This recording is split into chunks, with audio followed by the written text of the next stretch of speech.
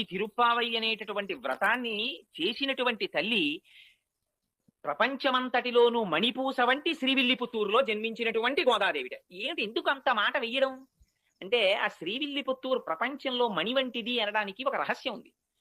మొట్టమొదట ఈ భూమి అంతా కూడా సముద్రంలో మునిగిపోతుంటే, ఆనాడు రాక్షసులు దీన్ని చాప చుట్టినట్టు చుట్టి పట్టుకుపోతుంటే, వరాహమూర్తి భగవానుడు నీళ్లల్లోకి ప్రవేశించి ఆ రాక్షసుల్ని దునుమాడి తన మూపురమున ధరించి భూమిని పైకెత్తారు.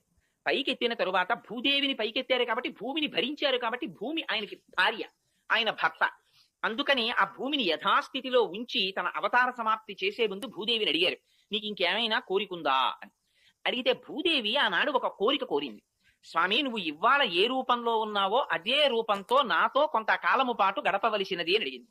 తప్పకుండా అలాగే గడుపుతానని ఆదివరాహమూర్తి అవతారములో ఉన్నప్పుడు భూదేవితో కలిసి దక్షిణ భారతదేశంలో ఇప్పుడు శ్రీవిల్లిపుత్తూర్ అన్న క్షేత్రము ఎక్కడుందో అక్కడ ఉన్న అడవులలో స్వామి భూదేవితో కలిసి